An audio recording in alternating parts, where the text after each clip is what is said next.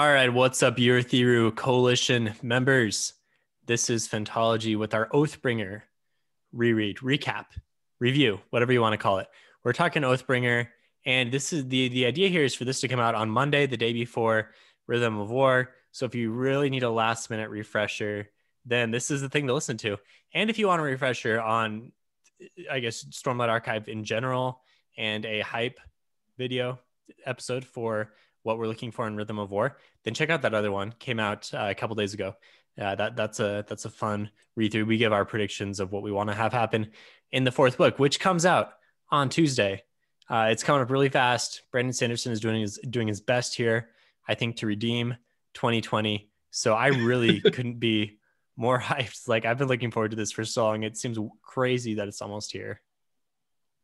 Yeah, for sure. It is like, you know what's crazy is that this isn't even like the final book, but it seems like it is. Like, it's the penultimate book. We know, well, there's going to be 5 books in this set, right? Yeah, and this is book 4 or 5. And it's like crazy that I'm so excited for book number 4, you know? Yeah, I think it will be, I mean, in my mind, book 5 is going to be an end, not the end, but an end, as you like would say, according to Wheel of Time. So I'm excited for. It's not the end, but it is an end. Yeah. I'm just saying. I think you're justified in saying penultimate because I'm expecting this to really be book 4 to be a kind of a cliffhanger for our wrap up in book 5. So I think you're right in that assessment. Yeah, it's certainly the penultimate Rhythm of War. Of the first set. Yeah, the more I listen to Brandon, the more I feel like they're going to feel like sets more distinct than, Has he really explained, let us know if you know the answer to this question, but I know that there's some kind of gap in between the 2 sets, but I don't know if he's really spelled out exactly what that's going to look like. Our running theory, the popular theory that I espouse at least, is that the Oath Pact will be reformed at the end of book 5, and then our current heroes will become essentially the new heralds, and there will be some kind of final showdown in the last 5 books. But I don't really know what to make of the last 5 books at all, to be honest. I like had that theory as well. Like, I fully believed that, but now like thinking that's a lot to happen in 2 books, reform the whole Oath Pact. In my mind, it would reform the Oath Pact. Kaladin, Dalinar, Yasna, like whoever, they would all become heralds. Maybe not all of them, but at least a large percentage of the heralds would come from our favorites. But now I'm like not sure if that's gonna be it. Maybe that's a book 10 thing. I don't know. Oh gosh, does that mean Lift becomes a herald? Is there another edge dancer possibly that we could have step up there? I mean, honestly, she might keep her sanity better if the situation happens again. Well, Jake, Phantology is guaranteed actually that theory is going to happen. So I don't think we can really walk back from that. Oh, have we? We're on record on that. Yeah, we have. So that's a nice theory, but you are actually wrong because we've guaranteed. Anyway, let's talk about Oathbringer. And before we do that, if you like Phantology, you can find more of us online at www.phantologybooks.com. Full catalog. The website's going to be revamped pretty soon, actually, to make it easier to find different series and different books in series. But we've covered everything from Joe Abercrombie to J.K. Rowling to Robert Jordan to a lot of Sanderson to Dresden and a bunch of other kind of random things along the way. So if you like fantasy, we've probably covered more than just Oathbringer. And if you want to support the channel, you can do that at patreon.com/phantology_books. So Oathbringer, book 3. Obviously, Rhythm of War follows right after. So these are going to be important details. We're not going to do any spoilers for the pre-release chapters of Rhythm of War, which a lot of you have probably read already. So we're going to try to avoid any speculation that touches on those things because we know some people have not covered those yet. And we're also not going to do spoilers for Dawnshard, which came out last week. And some of us at Phantology are through, some are still reading. So that is off limits as well. We will do reviews on those things. Don't worry, they will come in time. But for now, we're just talking book 3, which came out 3 years ago now. Yeah, and before we get too far into this, on our last Fantasy News episode, we speculated on who would know that this book was coming out and who wouldn't know, and we kind of decided it was like a generational divide. One of our friends named Jared, we were trying to decide if he would know. I actually talked to him this weekend. He did not know when it was coming out. Oh, okay. So not a generational He knew thing. it was soon, but he did not know. Like, he did not know that, that it was next week. He knew another book was coming out. I think the situation he talking knew about another book was coming out. Well, the situation we talked about, your father-in-law was like, "Oh, there's going to be another one." No, that was your mom. No. That was your mom, Jake. Oh, was that my mom? I don't know. My father-in-law also similarly knew that there was going to be your another mom goes one to coming college. Yeah, but Jared knew a new one was coming out soon. He just didn't know. He knew. He did not know it was like. I don't know. You can assume that one's coming out, right? And you can, like, if you're smart, then you know that's been 3 years, and so you should know that one's coming out in the nearish future. But he didn't know it was next week. Yeah. Okay. I'll concede you on Jared. You've won the Jared argument. All right. Jared. Now that Ben has insulted everyone who didn't know Rhythm of War is coming out, and we've probably alienated all of our older generational listeners, let's do Oathbringer. Third time is the charm to start off on our review of the book, right? So we start off with a prologue from Eshonai's perspective. We do. Another view on the fateful night of Gavilar's murder. I'm really loving the prologues, how we just get more and more information of the same event and kind of explore more of the world. I think for me, the biggest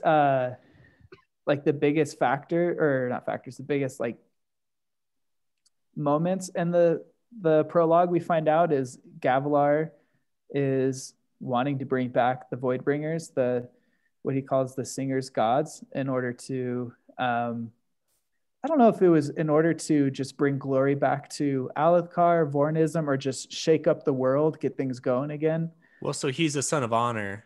So as any good little son of honor would do, he wants to bring these guys back to then bring back the heralds and the radiance and restore kind of the glory of the church, I think is what they're going for.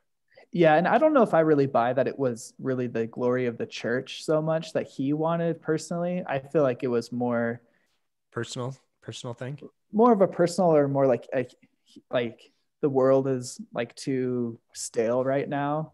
We need to bring back just like the glory of our forefathers. He got a little bored after unifying Kholinar. He's like, or not Kholinar, Alethkar. He wants a little more now. Yeah. Delving into the Cosmere. Yeah. So what do you guys think about, I mean, do you enjoy this?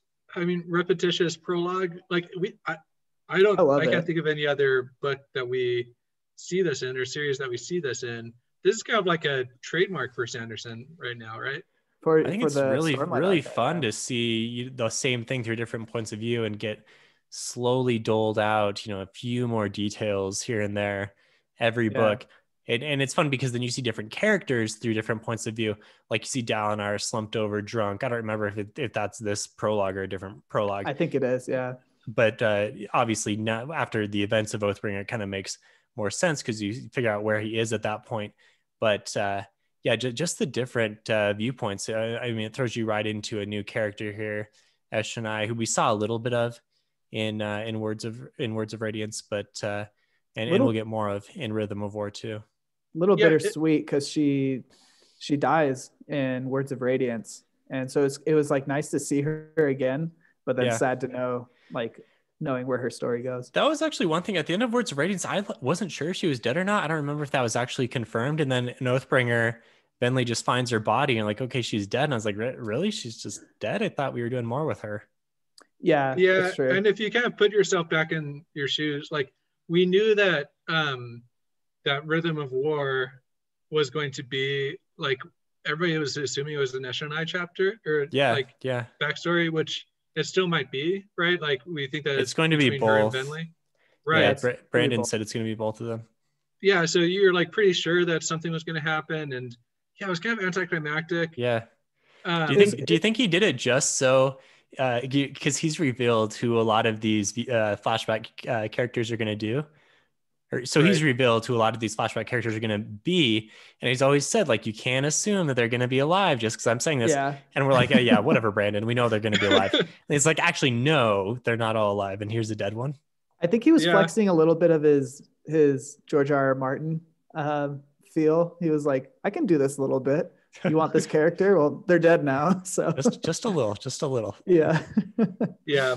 Okay. So to finish up the prologue, I also think it's cool that as readers, we're like, oh, we know so much more than we did at the start about Roshar and about the world. And like, we think that we know more than all the characters. And then to realize that, oh man, some characters knew more than us way back in book one. Yeah. You know, like it's a pretty cool, fun thing to realize.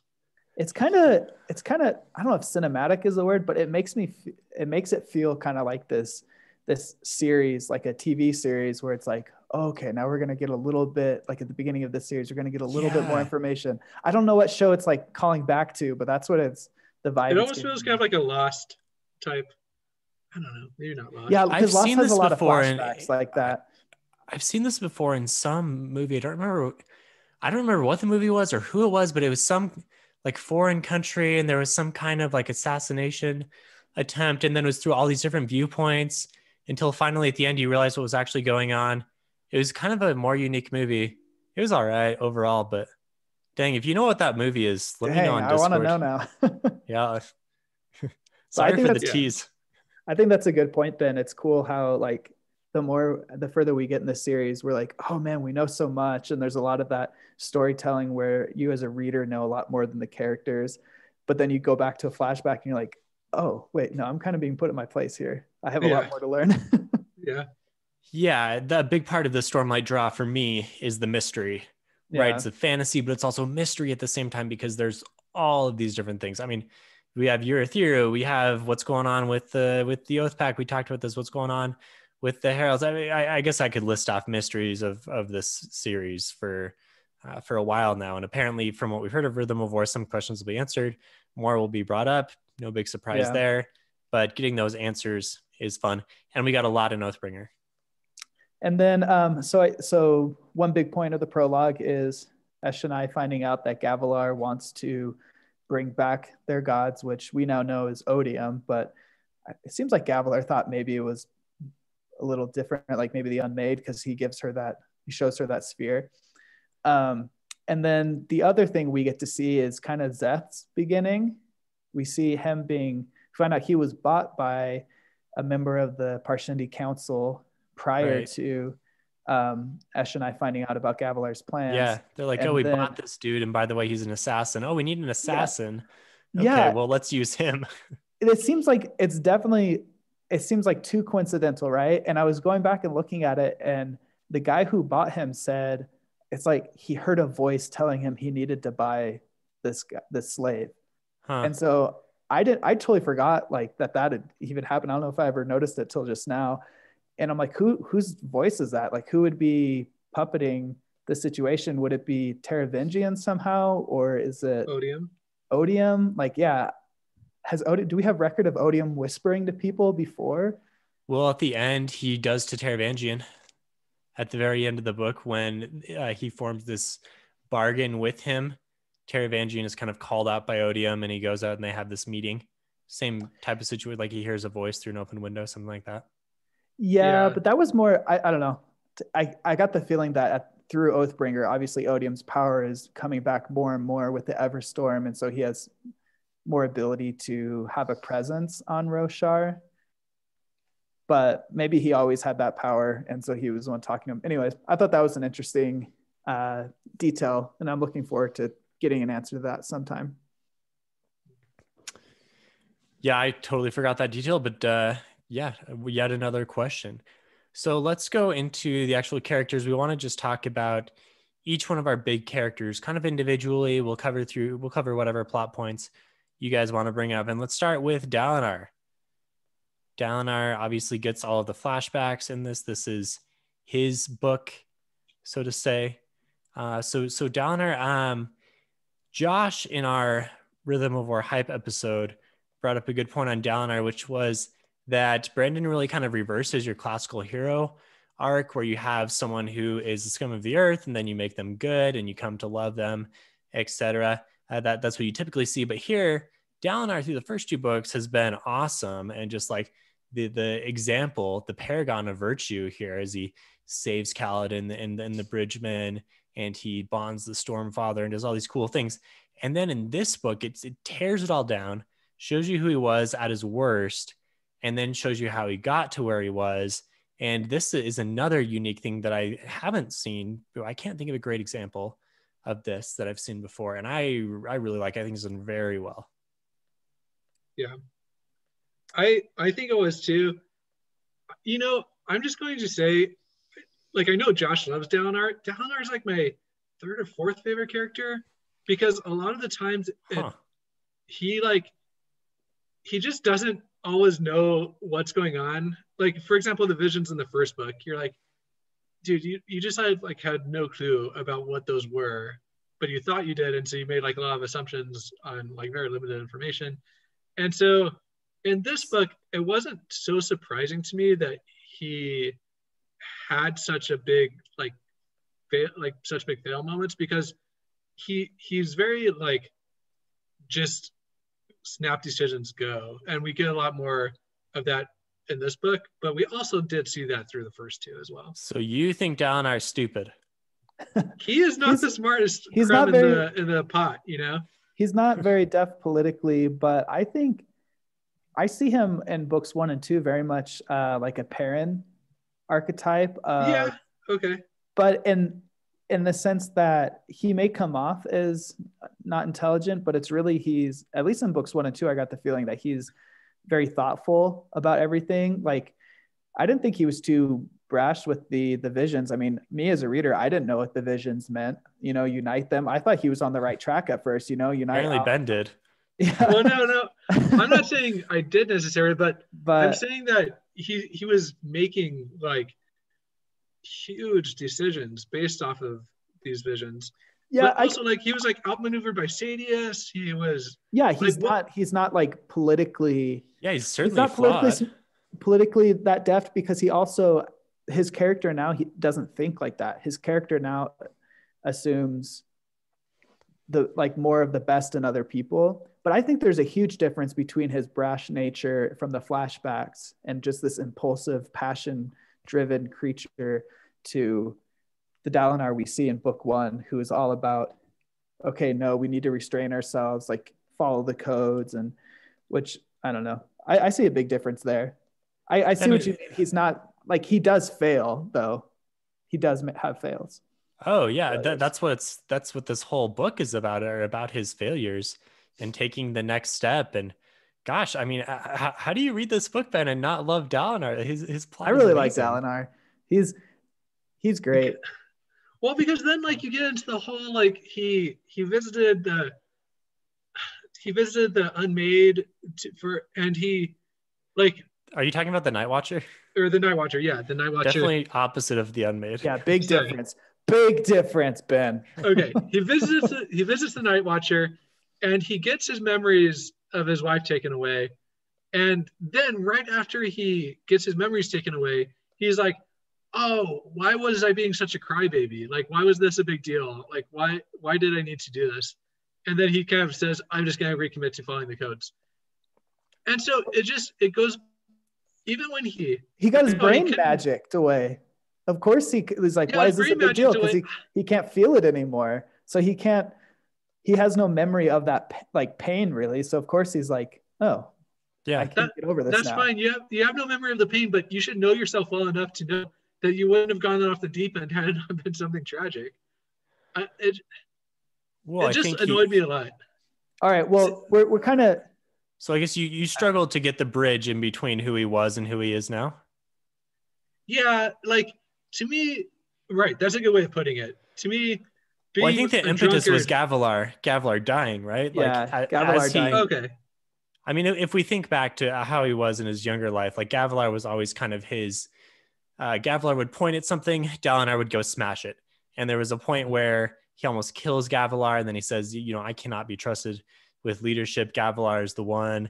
He defers to Gavilar. He lets Gavilar marry Navani when he probably could have, maybe made a little bit more of a claim for her since he loved her the whole time. So without Gavilar there, I think he needs a new purpose. And so I could see, I think it's reasonable that he's able to kind of refocus things, and he gets the Way of Kings read to him and is, one of his worst moments after Gavilar dies. And this kind of helps him realize that there's another way to go.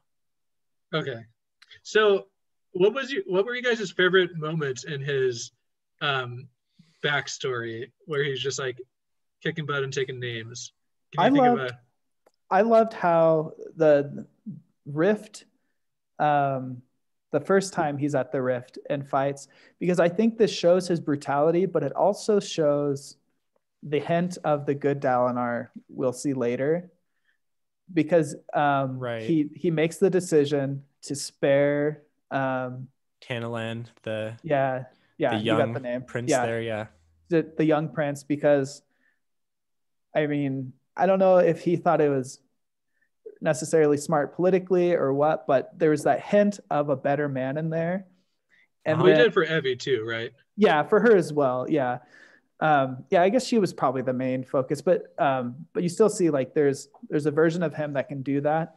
And then you get to see how when pushed a little too far, he goes crazy. And so I think that was a really cool setup to show the extremity of his behavior and also show kind of the bridge between the two Dalinars, like how there was evidence of that Dalinar there to an extent, like there's a hint at it. Yeah. I think for me, the best was just the hints of the thrill, what the thrill was. Like, this is something that we'd seen back to the first book. And the first book, you wouldn't have thought anything of it. You're like, oh yeah, the Alethi, they're big fighters and they have this thing called the thrill. And that makes them really strong and passionate, etc. And then you start to get more into this and you're like, there's something weird about this thrill thing. And you maybe even don't even still think anything of it. I didn't think anything of it till the very end of the book when you're like, actually the thrill is an unmade and it's been artificially creating all of these feelings. And I thought it was set up in these but in these flashback chapters really well. My first read through Way of Kings, I was like, oh, he's just renaming like classic bloodlust as like the thrill, like that's what they call it in the world. The first read through of the Way of Kings, not at all did I ever catch that this was a supernatural force. And I think the first reference to it is when they're hunting that chasm, or not hunting the chasm fiend, but what are they hunting? They're hunting something. Him and Elhokar. I don't know. Great shell, sure, yeah, something like that. Out there in the Shattered Plains, and the chasm fiend comes, and they have this like race up to the top of a pinnacle or something, and the thrill overtakes them, and you're like, oh yeah, the thrills, that's kind of a fun thing. I just thought it was like him, like, oh yeah, remembering back to when he was a soldier, because I mean that's a real thing, and like in real life there are people who kind of get addicted to the adrenaline rush, and that's why I chopped it up too. I liked how, like you said, we can see that this is a real supernatural force playing on people. Yeah, I really liked how he established his like elites, and I can't remember the archer's name. I don't know if that guy got a name. Did he get a name? The guy that he converted onto his side instead of killing him? Yeah, did he? Right, like the guy like an Ardent, right? Yeah, that's what I thought too, Jake. Oh, is that Kadash? So. I think so. Yeah, so because he like shoots Dalinar, right? And then Dalinar's like, that was a bloody good shot. Yeah. like let's go, and it just shows he's uniting them even back then. Yeah, his elites were really cool. I enjoyed that. And then it was also crazy to see his elites kind of almost not abandon him, but like they slowly disbanded because he started like losing it more and more.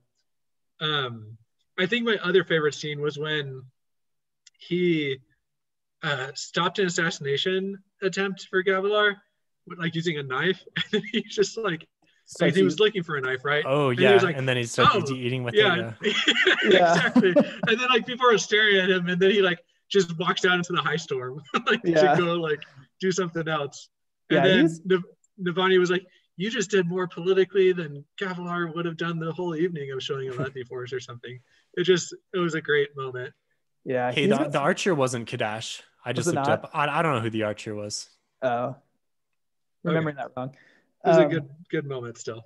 Yeah, he's got so many moments where I don't know. It was kind of like a confusing blend of like I'm horrified at these atrocities, but also Dang, what a man, you know? Yeah. Yeah. Yeah.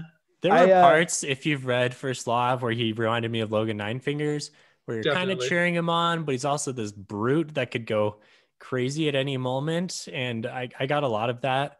Obviously, the characters go in two different directions. Well, kind of. I don't want to do spoilers for that series. Check out First Law if you haven't. You'll get another character that's kind of like Dalinar. I think. Go ahead, Ben.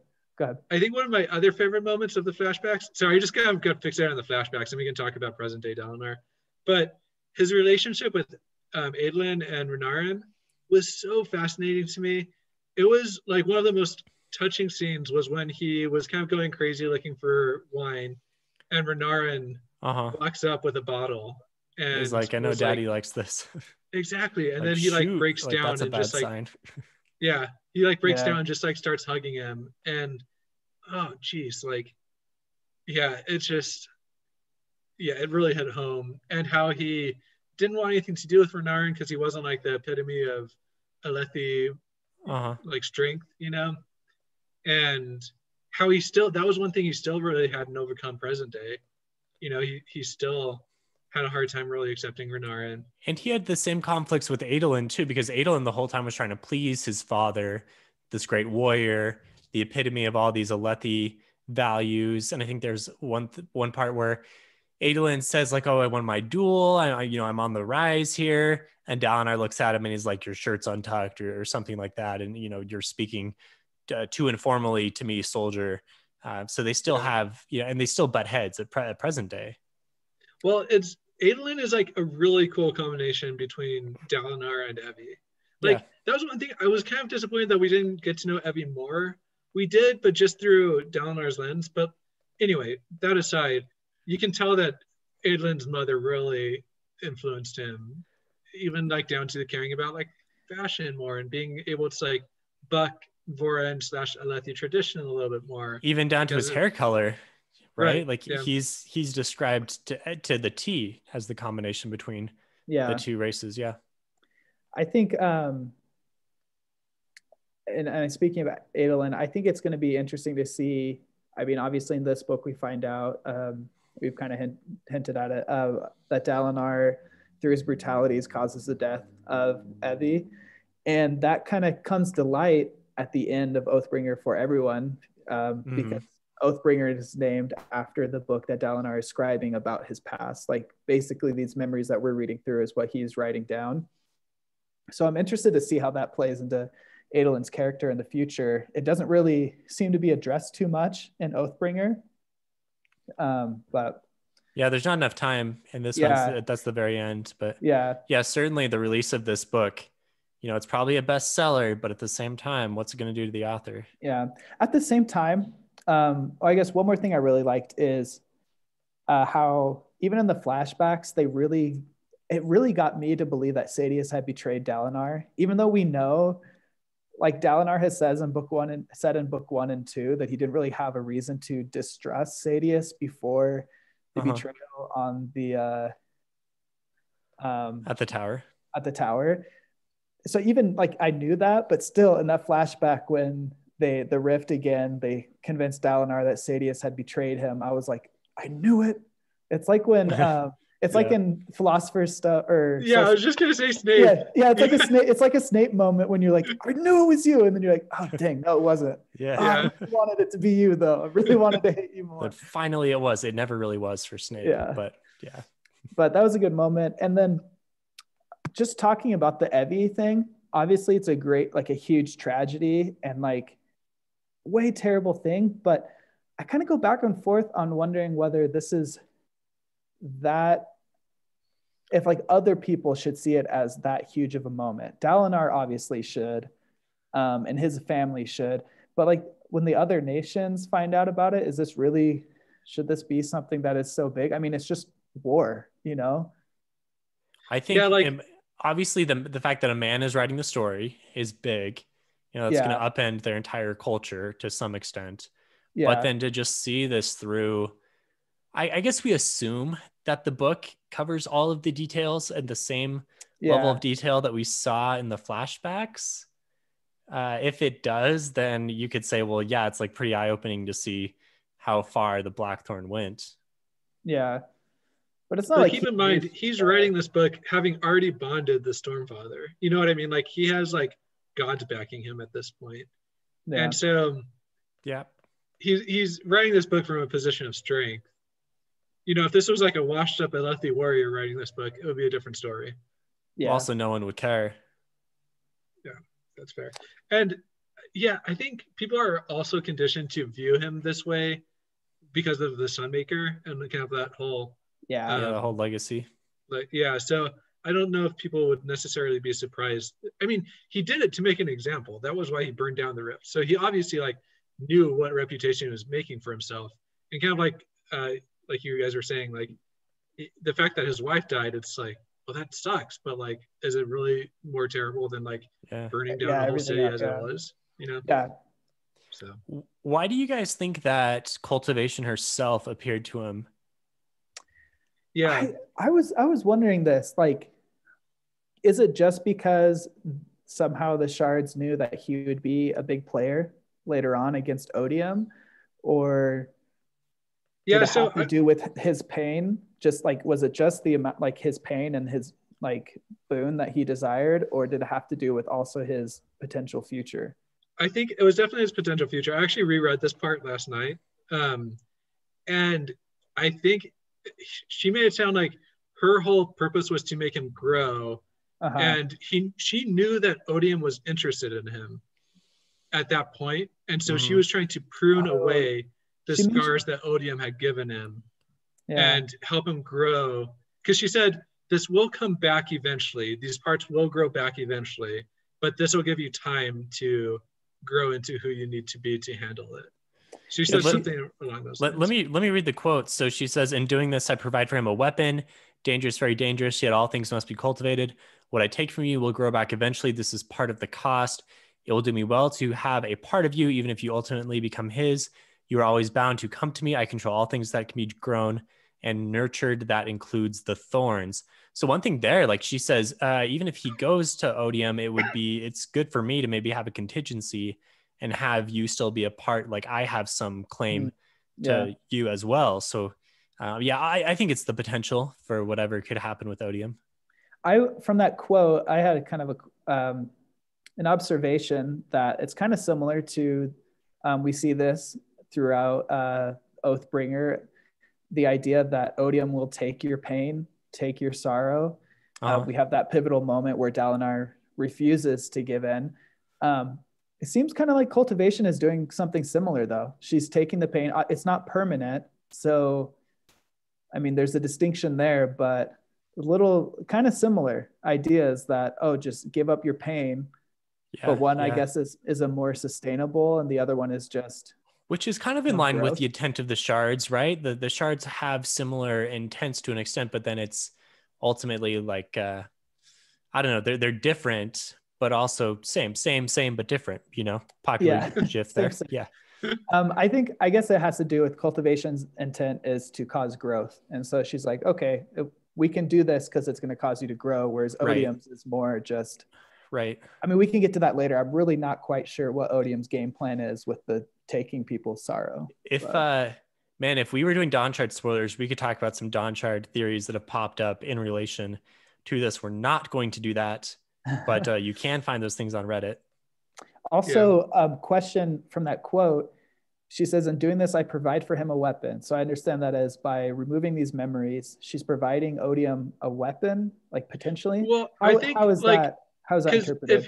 If he had just like kept on being a drunkard or whatever, like chances are he would have just continued to spiral, right? And like been useless. You know what I mean? Okay. So I think she was saying, hey, I'm going to kind of like give you a chance to revamp your life, and in doing so, then it's going to put him in a position. Yeah. Okay. That makes sense. Where Odium could take advantage of this past thing and have this, well-defined, strong character on his side, but at the same time he's able to overcome it. I imagine the moment when he says, you cannot have my pain, to be akin, when they make the movie eventually, hopefully they make these movies one day, we'll see, but it would be akin to Gandalf saying you cannot pass on the bridge. Same type of delivery. It's just You so cannot have my pain. Something like that. Can we get Ian McKellen as Dalinar? Is he gonna be too old? Yeah, he's definitely too old. Yeah, he's gonna be too old, man. Dang. So I guess we've been talking around it, but Stephen, do you want to explain like kind of the climactic scene with Dalinar? Because it wasn't always clear who Odium's champion was going to be. Well, it's still not. I mean, that whole thing is still it's still up in the air. Well, yeah, but it was clear who Odium was hoping it would be, right? Like, yeah. So it is. Yeah, it is now. Yeah. Yeah. Before we do that, so kind of briefly to scurry through some events in present day. So he marries Navani, featuring the Stormfather officiating the ceremony. That's kind of fun. We'll spit in the eye of the Ardents there, going to a higher authority. There's a lot of politics. The expedition to Kholinar gets authorized. He goes to the Thalens. He gets the Azish people to join up. There's all these visions, etc. So, I mean, there's a lot of politicking that takes up the middle of the book for him. Yeah. It's like fairly interesting to read. I don't know. It's not exactly my favorite. One of my things with Stormlight is I wish the politics were a little bit stronger. It's not Song of Ice and Fire level politics where you're kind of at the edge of your seat and wondering what, moves by specific people are going to do. You're just kind of like, yeah, we're along for the ride. Let's see what happens here. But it's not nearly as intense. Yeah. I don't know. Do you guys feel the same about the politics? I feel like the potential to be as strong as Song of Ice and Fire is definitely there, like with the different motivations and everything. But I think the way I don't know if it's just the plot or the way it's the politics are actually written, we just kind of know what needs to happen. And then if things don't, we know it's like, okay, we're going to kind of like power through this, as opposed to, okay, if we don't, there's going to be a red wedding or something like that. Right. Yeah. We don't ever expect a huge paradigm shift based off the politics, which is weird considering, Taravangian upends everything, and they do kind of blow up the coalition, and they release this secrets about the Voidbringers. Those are all huge events, but at the same time, just doesn't have the same real intense political feel for me. It's like, it's not grimdark politics. I don't know if that makes sense, but like, you're just like, okay. Like, for example, when he goes to Thalen City, and the way he kind of converts the monarch's son is by like dueling him and like allowing the son to like stab him or something, like it's all kind of just cheesy, you know what I mean? Like a little bit. Okay, like kind of one trick pony. I really enjoyed Yasna's letters to them. That wasn't Thalen, Azish, right? Yeah, that was Azish. I really enjoyed that, and how they kind of like wrote progressively better letters, like logically, and was like, and they're like, oh, like you're like she's like laying the smackdown on them through these logic letters. But again, that like it's cool because it like lines up with their culture, but at the same time it's kind of cheesy. You're like, okay. Yeah, I thought that part was cheesier than the fighting. I thought the fighting part served a purpose because it kind of helped us see how the rest of the nations view Dalinar as like there's a reason that they can't trust him. It's like, how do we like trust him? And it shows him like, oh, he is still this person. He's just grown past it. Yeah, I think the problem we're all kind of talking about is it kind of felt like check boxes for all these nations. It was like, here's like a simple like tied up thing that we can do to kind of earn this city's trust or this monarch's trust, And it was never really in doubt that he would end up forming that coalition. Well, I mean, not everyone's joined. The Shin people rejected him. And what is that? The nation Makabaki. Those guys. Well, Emul, which is the one that has the herald as the. I think Emul has the herald as the. Isn't something? Yeah. No, I think that's his name. Like Tezim, the god priest, is what is going. I think it's Ishar. Ishar, the guy who made the oath pact in the first place. Yeah, he shut him down and also asked him to hand over Urithiru in the process. Sure. Yeah. Okay. So I guess, but we're not sure what the consequences of those rejections would really be. Like, if that makes sense. Like, he gets rejected, but we also have a sense that he's formed a big enough coalition to accomplish what he wants to. And then at the same time, like I said, the Taravangian tricks him, the coalition all breaks apart. Seems like it's all falling apart. It seems like Odium's won, honestly. But, because Sanderson writes this with an optimistic tone, it's kind of like the gray. He talked about this in a recent live stream, he said his writing is gray with optimism versus George R. R. Martin's is more gray with more of like pessimism, grimdark layering to it. So you always believe that they're going to come out on top. The question is just kind of how. Yeah. And I mean, that's fine. Like our heroes can win. That is okay in a story. We also Yeah. get, with this politicking and the visions, we get probably the best meme I've seen out of Stormlight, which is when Liv says that Dalinar has a nice butt. And then I've seen a bunch of memes comparing that to the Captain America meme. Oh yeah. Just how Dalinar and his butt are Roshar's version of it. But, I haven't seen that one, but I like it. yeah. Actually, I don't like it. I don't think anything Liv says is funny. I'm on record with. I'm just kidding. Lift is all right, but she can be a little grating. Yeah. All right, so that brings us up to Thaylen Field and Yeah. the climactic scene here where Odium's pretty much got him on his side, and then he's like, actually, Odium, no, I'm not going to give in to you. And then he swears another ideal. He says, I will take responsibility for what I've done. If I must fall, I will rise each time a better man. And then he proclaims himself to be unity, and he draws all the three realms together. So Cosmere fanboys are going crazy at this point. I certainly was. And then the perpendicularity opens here, and all the gemstones around are infused, which pretty much just powers up our heroes to power through for the win. So this climax was, I think it's my favorite climax that I've written. I think it's my favorite climax that I've read in Sanderson's books thus far. I mean, the other two are good, but this one just went on for so long, had so many scenes that you had built up to and then paid off really well. Yeah. Awesome Sanderlanche here. Yeah. Even like Zeth flying around, and then like Adolin and Kaladin and Shallan finally making it through their slog through Shadesmar to like join up. And so many things came together, right? Like he opens the perpendicularity, which allows these guys to escape because otherwise they're dead. And it also gives everyone the power they need and saves Zeth, who's pretty much dying from using Nightblood too much, and lets Yasna just go crazy because she's got this unfettered access to Stormlight. It all came together perfectly. I mean, 10 out of 10. This is probably his biggest Sanderlanche. I feel like Wave Kings was more of like that minimalistic, just the perfect ending without like going crazy. And then Words of Radiance was also kind of on that side, whereas this was just everything. Words of Radiance was a step up. It was a step up in Words of Radiance.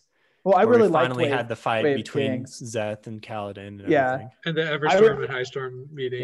Yeah. I really liked the Wave Kings climax. I just mean it was more of a precise, like surgically placed in there. And Words of Radiance was kind of like that too. Like these things are finally clicking into place when Kaladin finally swears the second ideal, blah, blah. Whereas this one is more, all right, get out of the way. We're just going to throw all the action we can, and it's going to be awesome. Like it wasn't as much of a finesse weapon climax as it was just brute strength. And it was awesome. Yeah, I loved it. I loved how Kaladin kind of got his showdown with Amaram, and how that too, right? Yeah. And how we needed from the first book. Oh yeah. I honestly wasn't a huge fan of the direction they took with Amaram. I didn't understand how he went from being a son of honor who's trying to, like, in his mind, he's doing what's right, to all of a sudden, I'm this creature infused with passion that can't resist odium. And now I'm gonna, like, I know part of it is him swallowing that unmade, but even that's what made him into the unmade, but before, right? But I'm not sure how that conversion happened so fast. Like, I get that he wasn't a good guy, but it was more, I'm going to do whatever it takes because of this good cause that I believe in, to now I'm just the epitome of everyone hates me, so I need to die, basically. Like all the main characters hate me, so let's become just super evil. That's fair. And I think it's an interesting direction to kill off Sadeas and then kill off Amaram, who are the two biggest villains by far. Within the kind of like the human side of things. Yeah. I mean, I remember when my dad was reading these, I mean, he's fairly into the books. He's not super into the Cosmere, but he was all about like, we got to get rid of Sadeas. I hate Sadeas. And then we do that. And now it's like, oh, Amram's the worst. Got to take down Amram. And so we've lost our two villains here. And so I'm interested to see what happens in Rhythm of War. You know, obviously Odium is a big villain, but you don't feel the same connection to him because he's not necessarily like a human. Yeah. It's not a personal offense. Whereas Amram was very much a personal. I would have rather have seen Amram not become this embodiment of evil, but instead need like more like how Moash is. Yeah. More of a personal villain to contend with. So is Moash our last big personalized villain?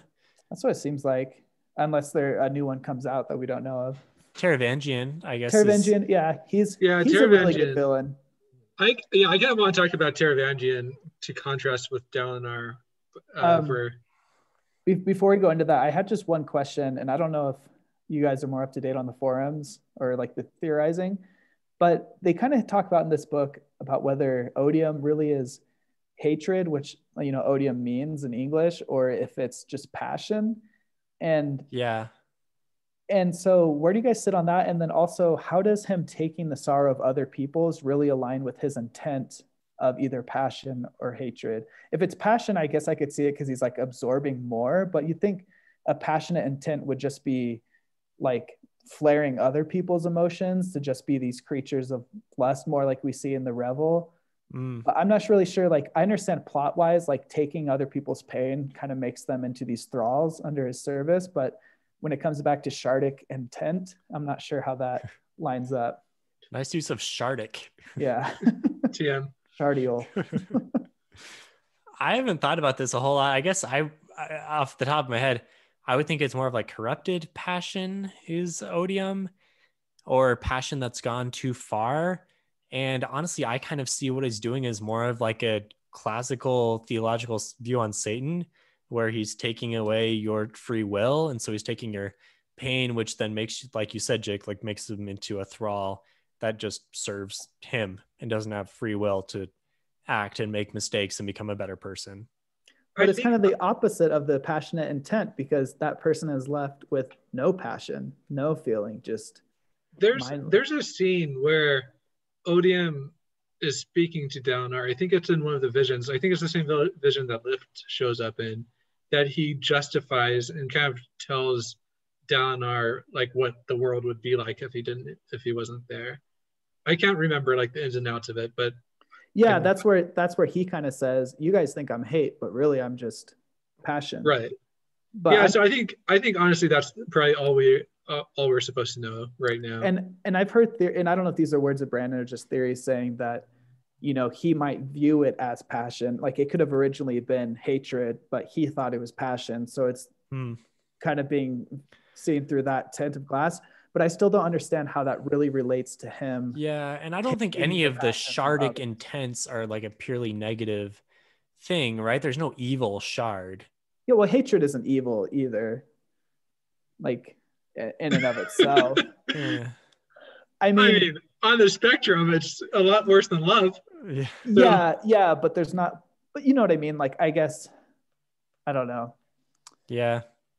I'm not sure. Yeah. I guess, I guess this kind of goes back to our criticism or our speculation here to like what the villains are. You know, is Odium really someone that we can see as a villain? Maybe we don't understand him enough to really see him as a villain, and we want more of that. I guess that's just where we land for now.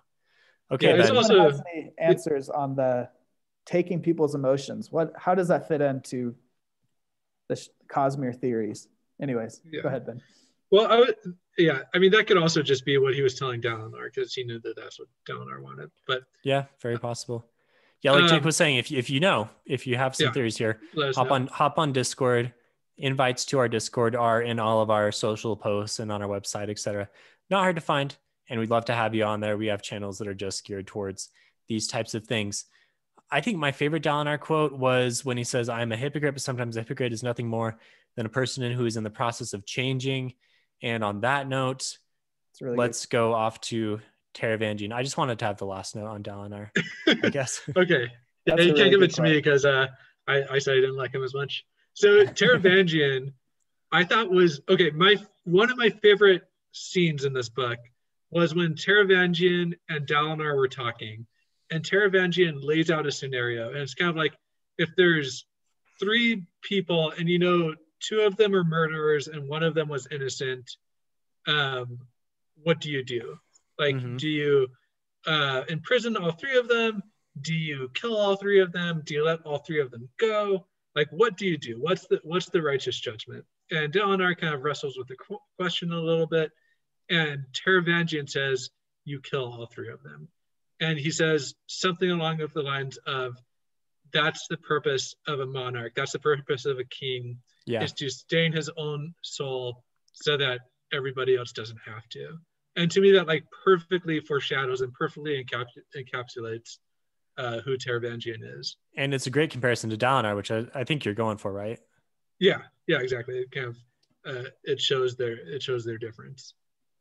But it also shows their similarity because they both have waded through a lot of blood, but Dalinar is willing to now change here and try to be more of an upright and noble leader and see the good in people, where Taravangian is like, yeah, it's all about the ends justifying the means. Yeah, a lot more pragmatic about it. Like, you know, bloodshed is going to happen no matter what. So his thought is, let's minimize it and minimize the bloodshed, and at the same time maximize the outcome you want.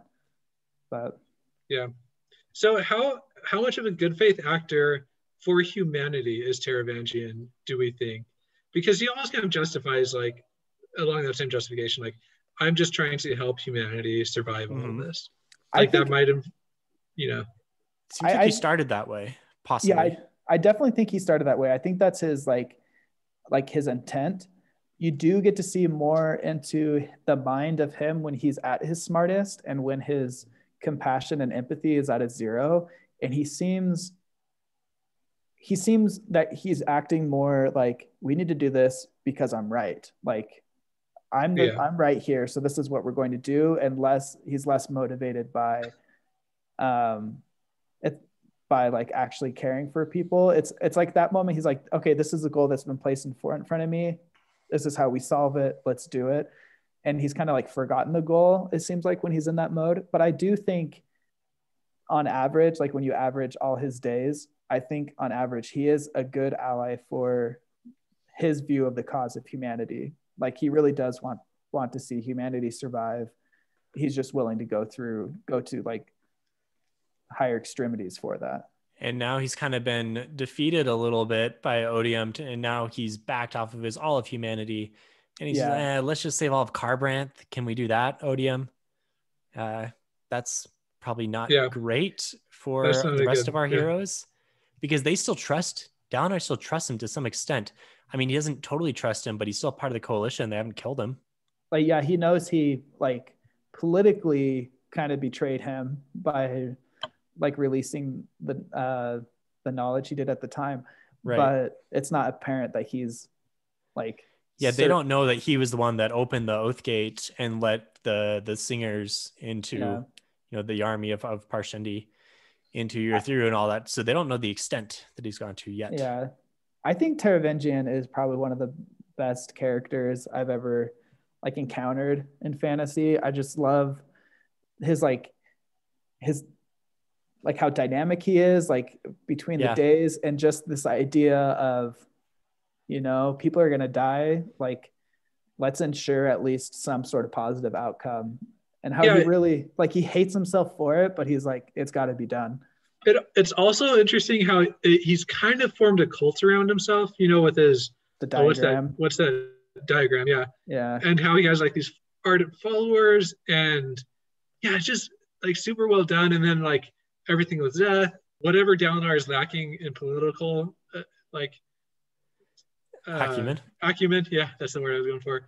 Like, Taravangian makes that up, you know? Yeah. So Ben, you haven't finished this series, and Jake, I don't think you even started this series, but he reminds me a lot of Andros Guile from The Lightbringer, the Lightbringer series, those 5 books by Brent Weeks.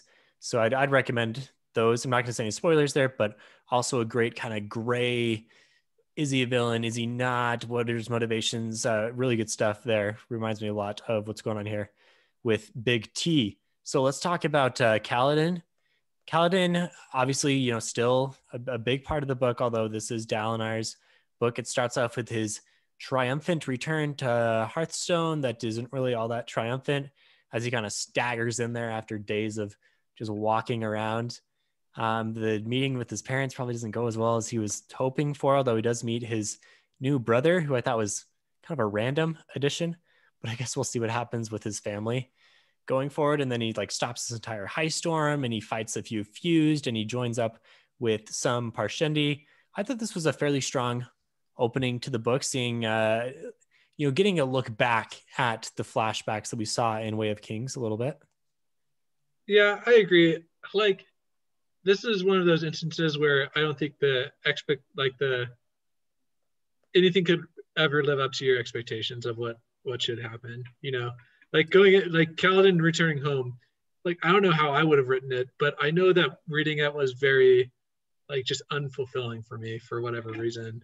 And maybe expectations subverted a lot here. You thought he was going to come back and be glowing and save the town, and Laurel was going to love him, and everyone was going to be like, "Oh, our hero." Instead, it's like, "Ugh, you went and joined them." Gosh. Yeah. Come on, give Kaladin a little bit of love. I felt the same when I first read it, but upon rereads, I've come to kind of realize his the start of his book here really sets the tone for the rest of his journey in this book, where you think, oh, he was beaten down in the book 1 and then he got these powers, so now he's better, and then you realize in book 2, okay, like he's still not over like these prejudices, but then he like swears a second ideal and like he's good to go, like he's overcome all this. But then you realize, no, he's still like a broken person. He's still got a very bumpy ride.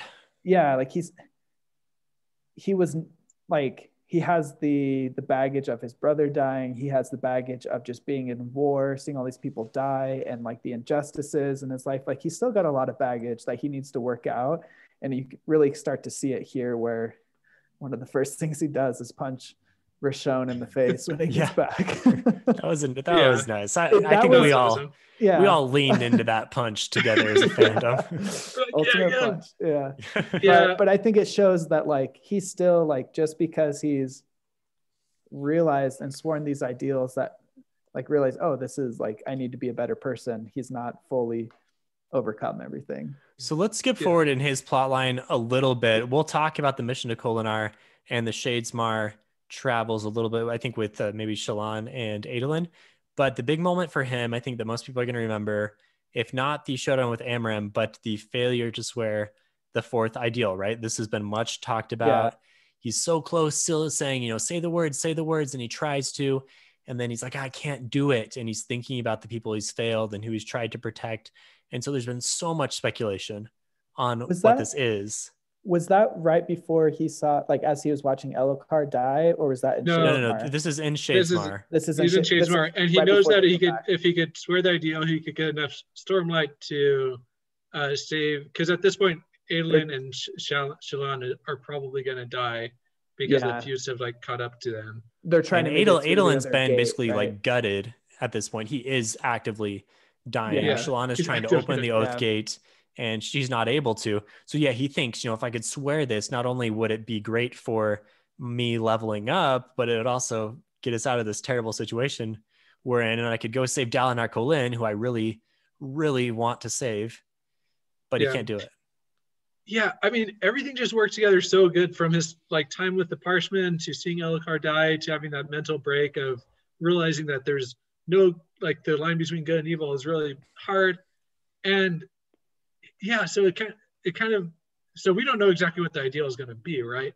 But we know that Kaladin is not in a healthy mental space to be able to like determine that path for himself right now. It seems like what held him back from swearing it was not letting go of the fact that he couldn't save people. So I think, ergo, lots of people have theorized that it has to do with accepting you're not it's able like, to I will accept that I cannot save everyone, something along those lines.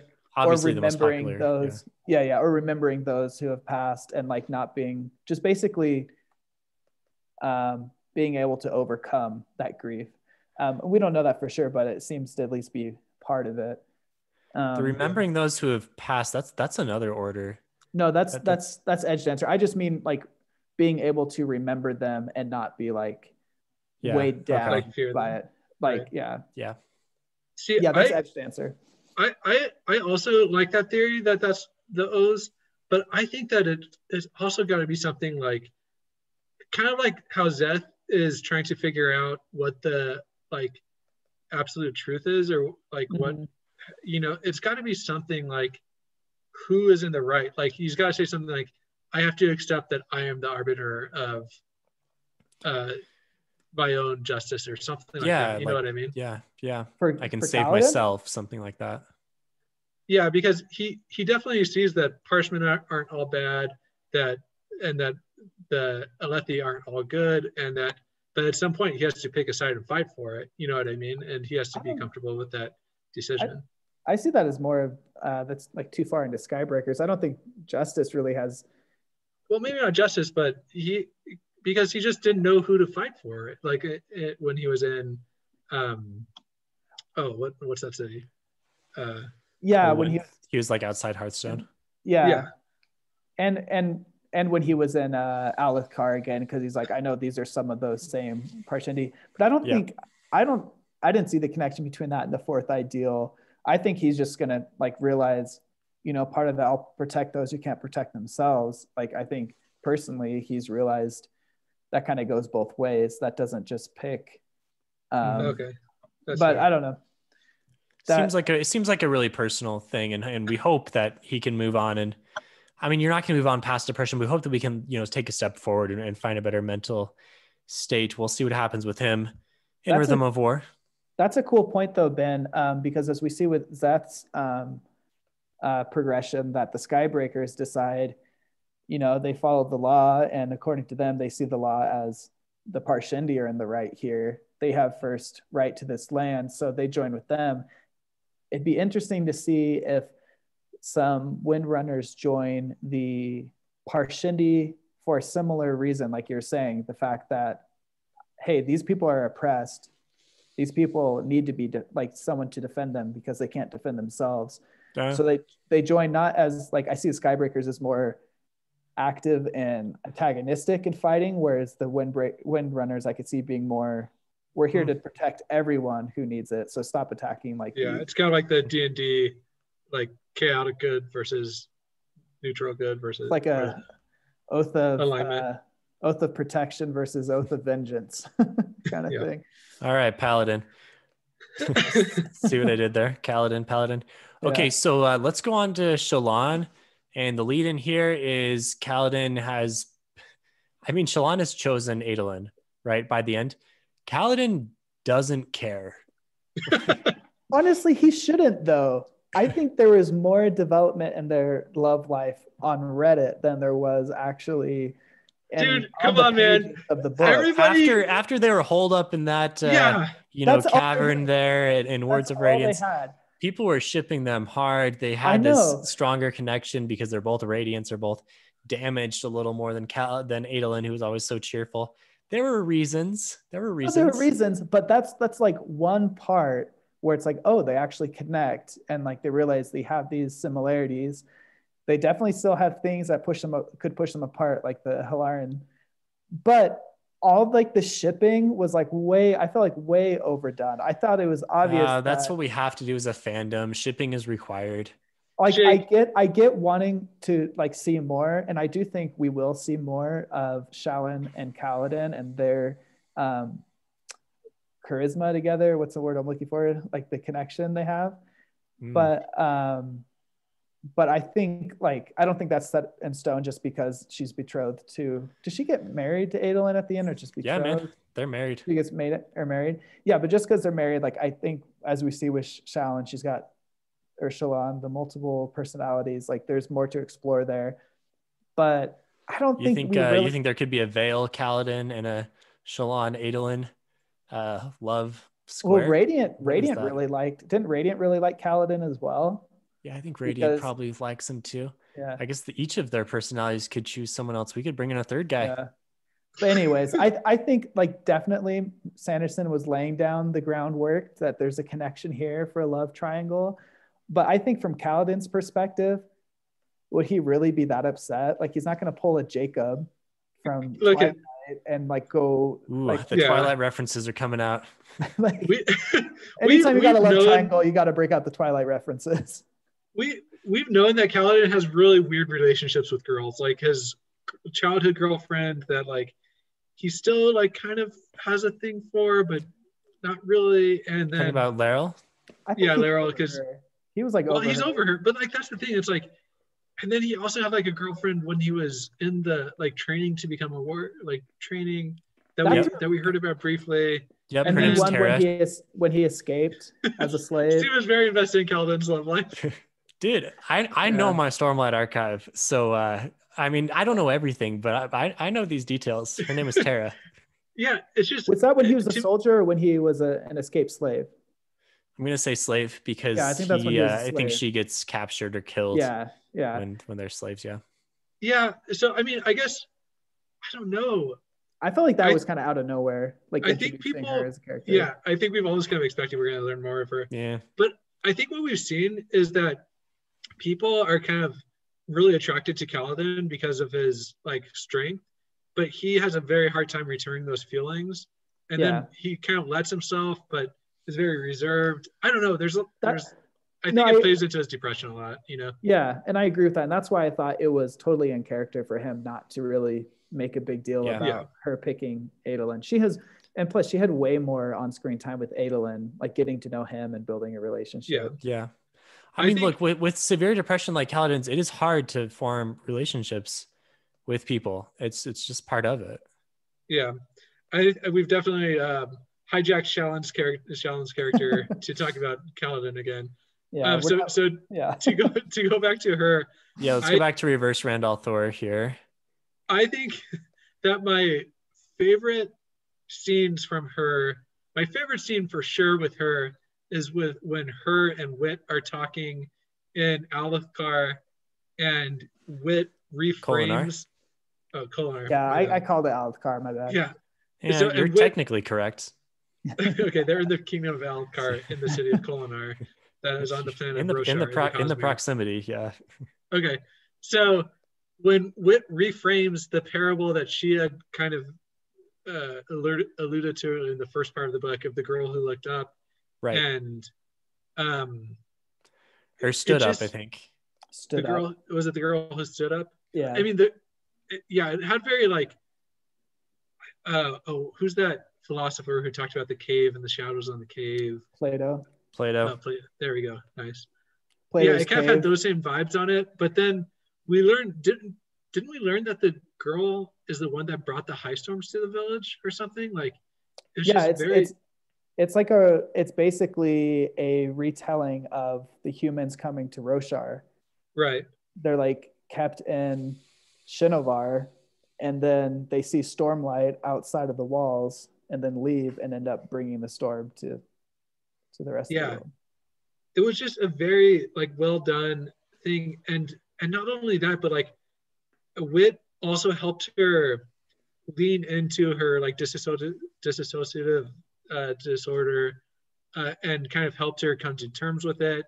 And he was like, what was his thing? He was like, let me read a quote from him. I really like. I have this quote highlighted in my copy. So he says, "The world is monstrous at times, and there are those who would have you believe that you are terrible by association." Shallan says, "I am." And Wit says, "No, for you see it flows the other direction. You are not worse for your association with the world, but is better for its association with you." That was a really good quote. I thought it was really sweet. I agree with you.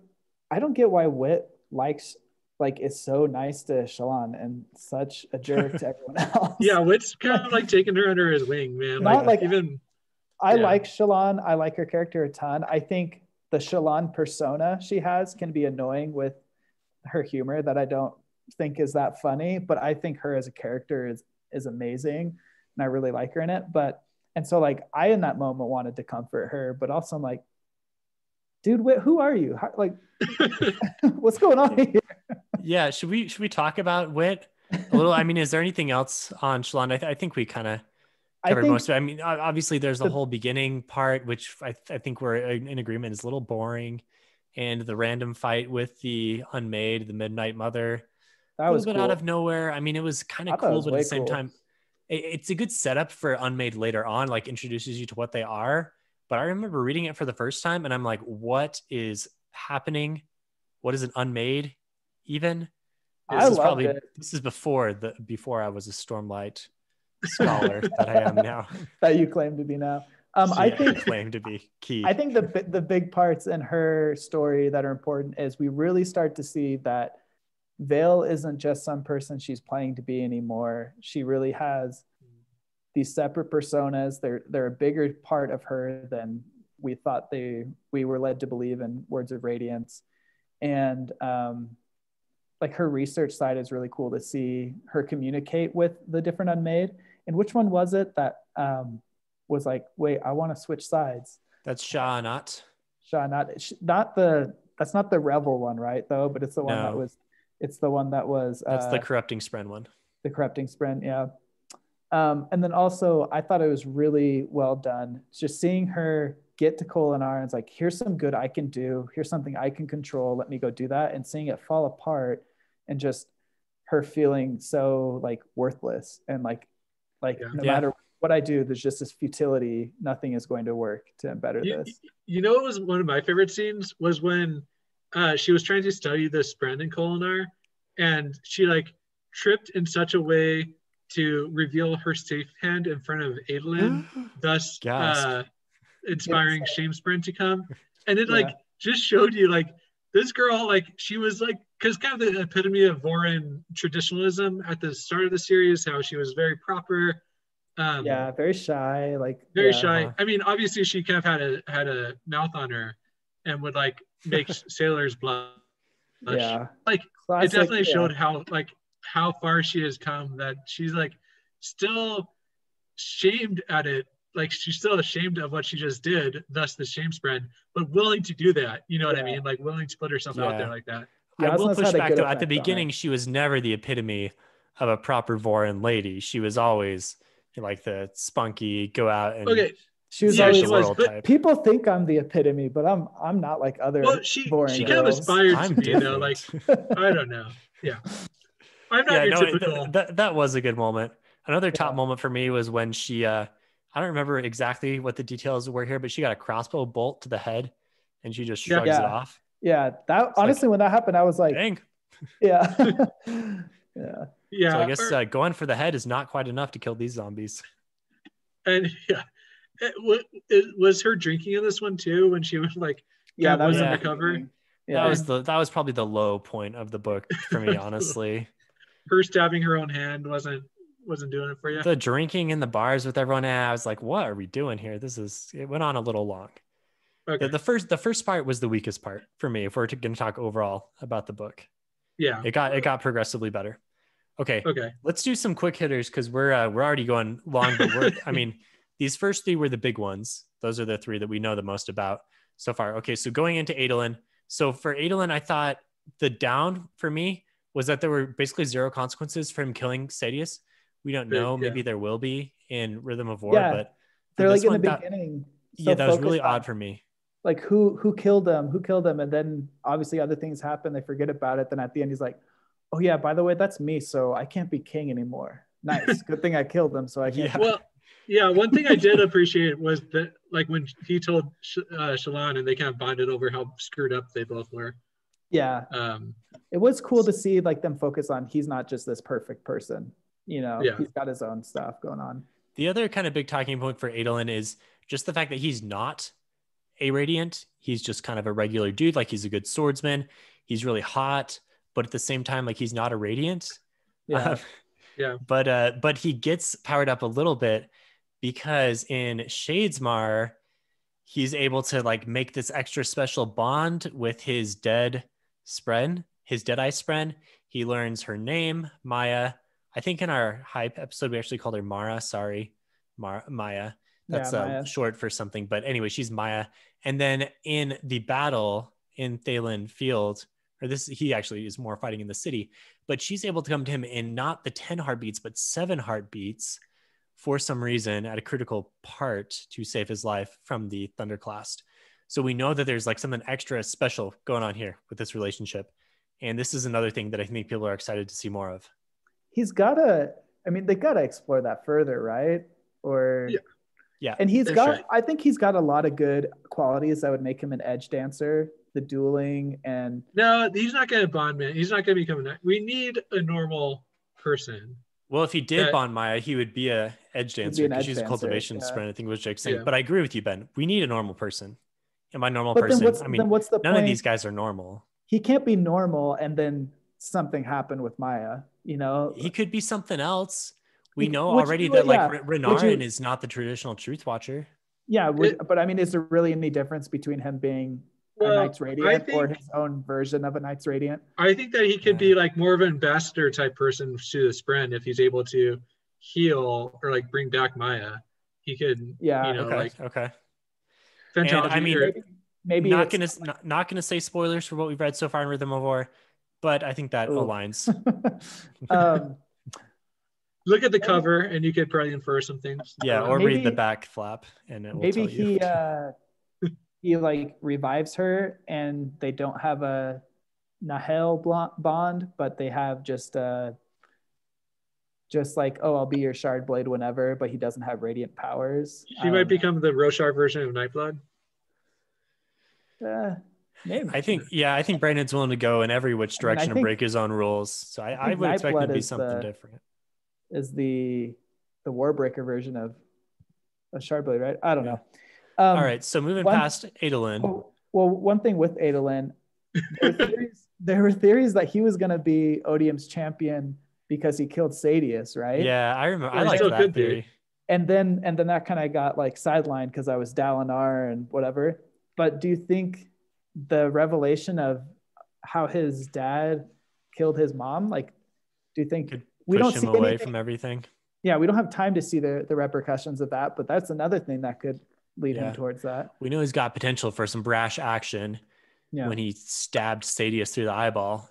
Honestly, so, the Sadius yeah. thing didn't bother me. I feel like the Evie's death is more of a motivation, would be like a bigger motivation. well, I'm just saying, like, we know that he has the capacity in him for this type of, Right. brutal, violent action, I guess. Yeah. Yeah.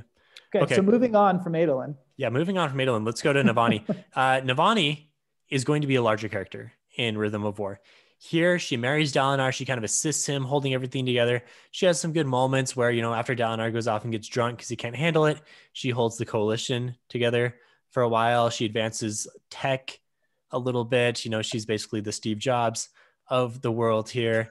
My favorite moment with her was when she slapped the pain rail onto the Sadius guys and protected herself a little bit so she wasn't just a damsel in distress. Anything else for Navani that I'm missing?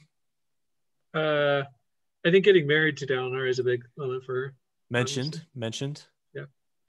Yeah. Yeah. Yeah, she's more of a supporting character in this one. It's interesting now that like we know she has a bigger role in Rhythm of War. Thinking back to, she doesn't really have that big of a role in this book. It is mostly just supporting, but I think it's supporting in a good way where it doesn't seem like she's just, the wife who's just sitting around and letting the husband do all the work. Yeah, she's definitely actively contributing quite a bit, but just doesn't have time to shine yet. Yeah. Okay, Renarin, another guy who's sidelined for most of it. He's kind of trying to fit in. He doesn't know what he's doing here as a Knight's Radiant, and he doesn't do a great job of doing that. He gets information from Gliss, his corrupted Spren. He opens up the gem archive. He's really just like a huge enigma. And then at the end, he's got this extended sequence where he's seeing these fake visions, and Yasna is like standing over him, and he thinks she's going to kill him, but she doesn't, thus proving that his visions are wrong and that his father's not really going to be Odium's champion. And then he goes in and he heals Adolin and he shuts down a Thunderclast. So Renarin's still finding himself is really what I'm getting out of this book. Yeah, I loved how we got to see him actually hold his own in battle. I feel like not that he needed to do that, but I felt like to all those people who didn't believe in him, suck it right now, because he just took down a Thunderclast. Plus, I mean, he saved his brother, right? The mighty Adolin Kholin, writer of Sureblood, winner of duels, right? And Renarin comes in and he's Sharder the of one. Plates. Sharder of Plates. Yeah. He's definitely come a long way from jumping head first off of the wall from Words of Radiance. Yeah. Oh, when he goes in to try to save in the duel. No. Well, before that, I think there's a situation where Kaladin's kind of training, and then Aelin comes up and sharply is like, "What can I do to train?" And Oh the yeah. Swords Master's just like, "Go jump off the wall 10 times." Okay, now do it head first. Yeah. Just doing it, I don't know. He's a great character. I'm excited to see. Honestly, he needs more time in the spotlight. You know what I mean? Yeah. I'd like to see some points of view from him. Yeah. Okay, so if we're talking about Mighty Warriors, we have to talk about Yasna. Yeah, who, the best. Yeah, Jake loves Yasna. Personal crush, She's I think, awesome. from Jake. I think you're shipping Kaladin and Yasna. I would ship them if Kaladin becomes worthy. I love the guy, but I mean, he's got to get older too. So I think as part of our Phantology guarantee, the Oath Pact reforming, heralds, they're hundreds of years old. Who cares? It works. They're like what, 6 or 7 years apart, Earth years? No, man. It's well, who cares about Earth years? It's about Rosharan years, I think. Well, do Rosharan years hold the same weight as an Earth year? Well, it's like 10 because you live the same. They're not essentially. It correlates to something like Kaladin's in his early 20s, Yasna's in late 30s. So it's that's fine. That's fine.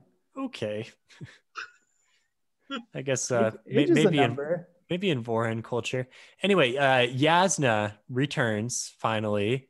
Awesome. This is a surprise to most of the characters because unlike them, they have not read Words of Radiance like we did, and they don't know she's still alive. And so she shows up at the end of part 1, clashes with Shallan quite a bit, who has really enjoyed her freedom a bit away from her ward.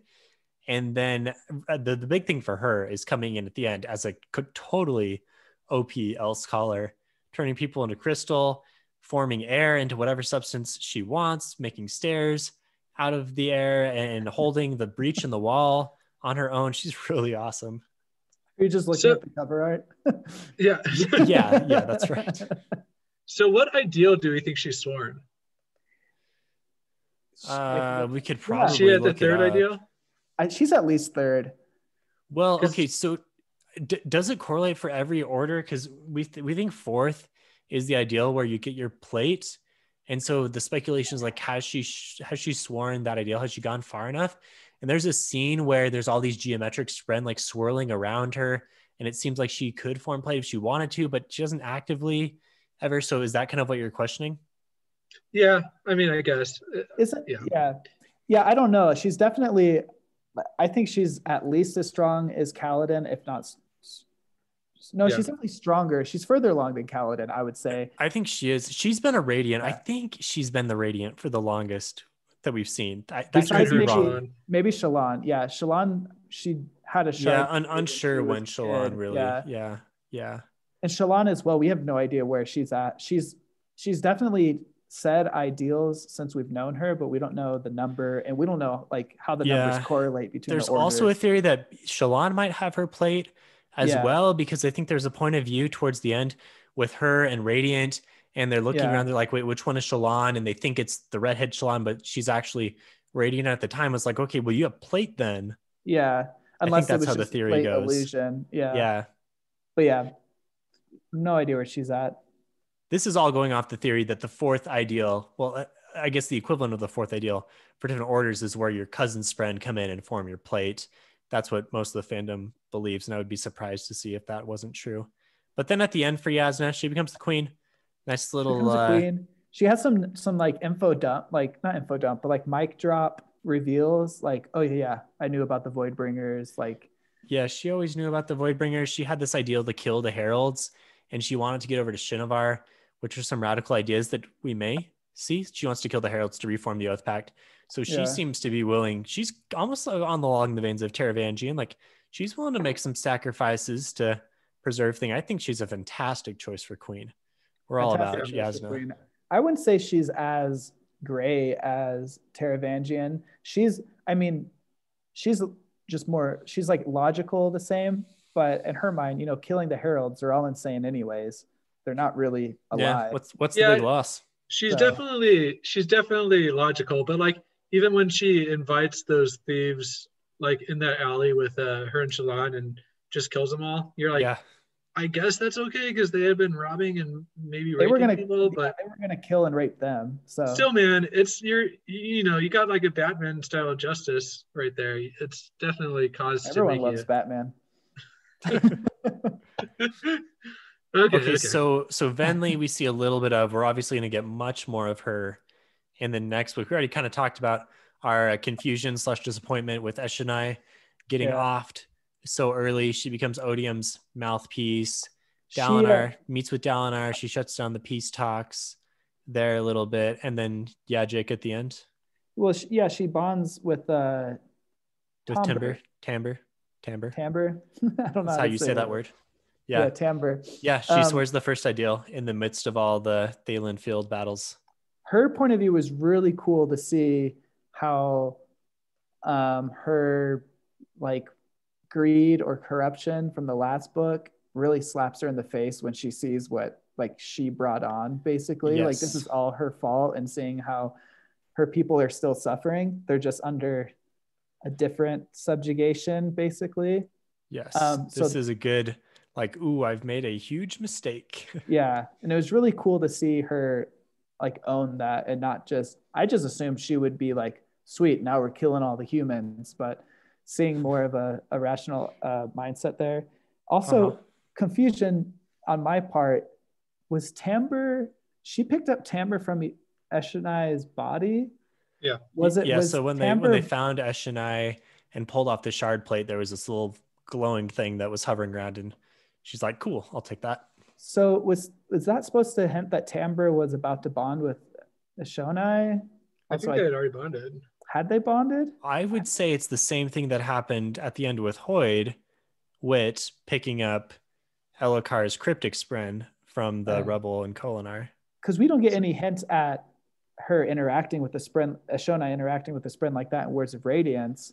Obviously, Not that I remember. She was a voice of reason. She was honorable, and then, unfortunately, was the first to take on basically a storm form, and then she was just like basically lost all control.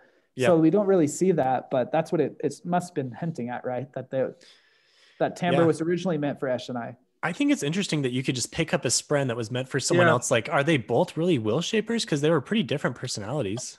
I've thought that same thing. Like, what? Yeah. And you think about like Syl can't just go to another potential Windrunner. Yeah. You know what I mean? Like how much is different if you've already bonded, but yeah. How much of it is really your personality determines what ideal you are, and how much of it is here's a spren willing to bond with someone. They found someone who's capable of a bond, and they guide them into making the appropriate oaths. Yeah. You know? I don't know. Yeah. Like, and how I mean, much you see all of Bridge 4, all of them pretty much are like becoming these squires to Windrunners. Like, yeah. Are they really all the Windrunner persona? As much as I'd like to believe Brandon Sanderson's personality test is the end all to determine what it is the best personality test out there. Yeah. I really think it seems to be much more flexible. It's not like, oh, you're this personality, you're going to be this order. It's more, you have the ability to become a Knight Radiant. And then, like, I wonder if we'll see a scene where two different types of spren are interested in one person, and they get to basically say Gryffindor and choose which one they want to be. Not Slytherin. Got to be Windrunner. Not Will Shaper. not Dustbringer. Yeah, Dustbringer. All right. So okay, so quickly, let's not spend any time on this, but Azure is a thing. She's Vivienna from Warbreaker. Cool, like name drop. Disappointing that she just disappears. Yeah, she's out there in Shadesmar somewhere. I read on Coppermine that she's 322 years old, apparently. So there's that little piece of trivia for you. Elhokar. So we can talk about Elhokar for a little bit here. He dies. Like one of the most important scenes in the whole book, to be honest. Yeah, like this was a shocking death, to be honest. It's like right up there with You Cannot Have My Pain, in my opinion, because he's to set the stage. They're trying to retake the castle. One more word. Yeah, exactly. He's about to say the first ideal, the first oath, whatever it is, All he And had to say was Kaladin, destination. Just get the word destination out there and you're good, man. and Kaladin is watching him, like, so we get to see this through his point of view, and Yeah. just the disappointment when Freaking has done Moash. nothing wrong. Moash comes out from behind and just kills him right then. I was like heartbreaking. I thought for sure they were gonna, I don't know. And you see like the past book and this book, he's doing everything he can to Yeah. become better. Like he really wants to be And better. it was a good redemption arc because we don't like Elhokar very much. Then he's kind of a twit, kind of a wimp, but then, you know, he's able to really progress and you like him much more. Yeah. And you see who he could be as a king. And you're like, yeah, this guy, he could do it. And then he can't because So sad, but such a good moment to have in a book. Like that It's good disappointment contrast. and Kaladin's failure to swear the fourth ideal. I thought those were Yeah. really bold choices, and they went very well, in my opinion. Yep. Yeah. Yep. So Wit, I mean, we kind of already talked about Wit. He picks up the cryptic spren at the end, giving him even more access to different investiture types. I'm really not sure if he really needs this or not, if he's just a collector at this point. But yeah, go Hoyd. You've got Yeah. the ability to be a light weaver now. And Although he kind of speaking already of- did. Yeah, he's got double light weaving now. Yeah. And speaking of, like, you can just pick up another person's spren.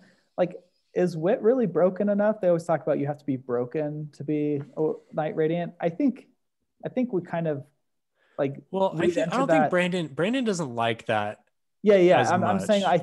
I think fans read into that more, like have Yeah. like made this thing. Like people are like, oh, Adolin can't be a Knight Radiant because he's not broken enough. I think that's a little like over.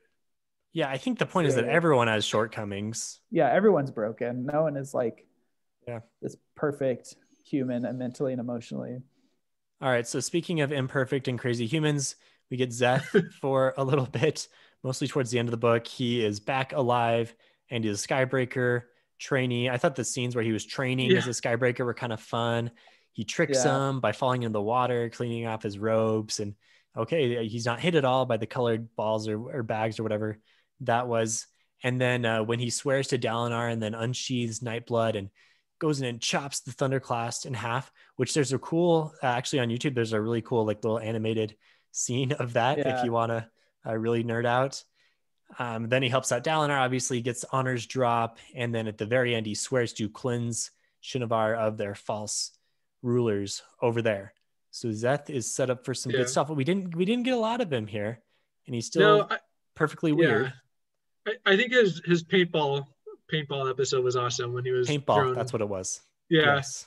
Well, and then I also liked how they had some type of challenge where they're trying to find escaped criminals, and it ended up being the jail master that kind of was taking bribes or something, and he ended up figuring that out. So that was also cool. It kind of shows how he's setting himself apart from your typical Skybreaker. So yeah, he's like all about Zeth.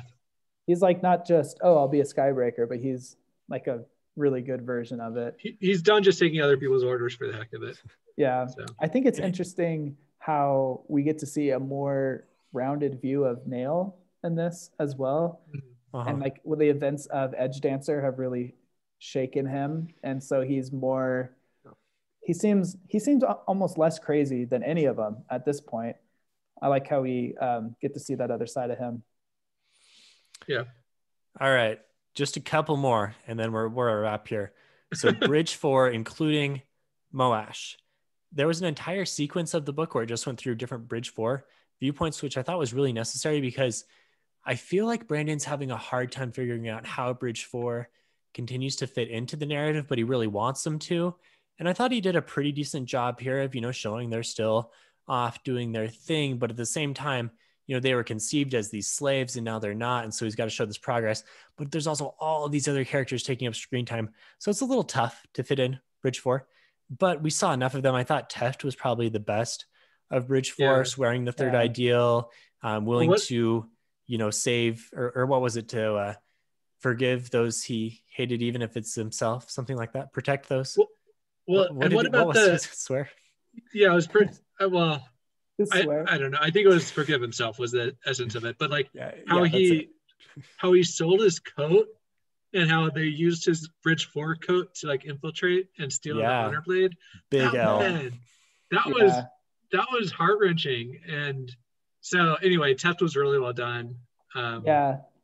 And I like how these books can be so big that we can get a story like that. Like, I guess the Bridge 4 coat was plot important for the overarching plot, but everything else he did wasn't really plot important. It was just a really cool character focus. That, Yeah. I appreciate the length of the books that allow for that. We got some Lopen. Lopen swears the second ideal in kind of a funny way towards the end. I would recommend rereading some of Lopen's parts as you go into Dawnshard, because Lopen's a POV character in Dawnshard and is really good there. I mean, if you didn't like Lopen yet, you will like him quite a bit in Dawnshard. Obviously, Rock gets the big kill on Amaram, but isn't this kind of bugged me? It's like, I mean, I guess that's like his culture or whatever, but at the same time, his daughter doesn't seem to think too much of Rock's reluctance to just take up the shards here. I don't know. I was a little skeptical of Rock not to be like, he's supposed to be a cook, so he's not allowed to fight. Yeah, well, but it's like you saved Kaladin. You saved him. You know, you had to do it. It's okay. Exception?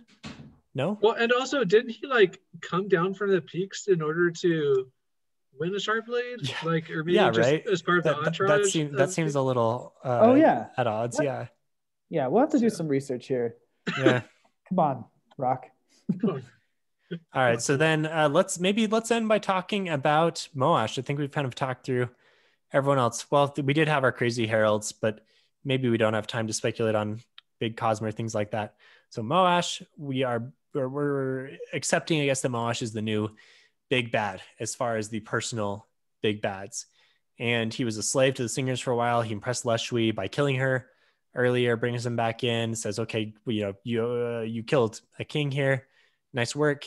And now we're going to make you one of us, essentially, and go kill Yezerin. And he does. And then he gets the honor blade that Szeth had originally, the Windrunner honor blade. So he's made his way back to being really part of Bridge 4 because he's got the same powers as them and everything. And he gets a new name. He's called Vyre now. And a very interesting state for Moash. Yeah. I think we also saw him working along with the other Parshendi, and he kind of continuing to be that foil where Kaladin was also involved with Parshendi and seeing kind of the humanistic view of them. So yeah, again, Moash is just a great villain, because we see every step of his path to destruction. I think his purpose is to be that, like you said, that great foil of Kaladin. And I think he does like an awesome job of it. And for that reason, I don't want a redemption arc for him. It's not because I hate him. I like him as a character. I think a lot of what he does is like, it's all justified in his mind. So I get it. And I think it would kind of be cheap if he gets like fully redeemed. Like I'd like to see him at every turning point Kaladin makes where Kaladin has to choose like the right way. I'd like to see Moash kind of choose the wrong way and see how that plays out. Yeah, in our Rhythm of War hype episode, I think we came to a consensus that we'd like to see something where Moash doesn't have a redemption arc, but he's doing something maybe against the Fuse because he's realized these guys are just as bad or something. He goes out in a blaze of infamy of some kind where he's not redeemed, but he does do something plot important, probably going to help our heroes in some way. He's got some nod over to Kaladin at a dramatic moment. I don't want any of that. No? Similar, you don't want him to like carry an atomic bomb into the heart of the Fuse and blow everybody up, including himself. That's too much of a redemption. It's too much of redemption. Like people, but he's not doing it for righteous reasons. He's doing it because like I hate these guys just as much as you guys because if he goes on a jerk to me. If he goes on a rampage, personal vengeance. Personal vengeance is fine, but I don't want like the nod to Kaladin, like or whatever, like that meme.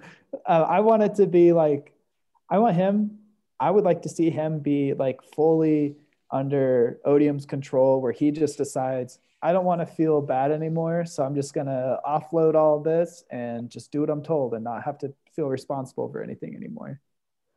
Yeah, he would be the one giving up his pain to Odium.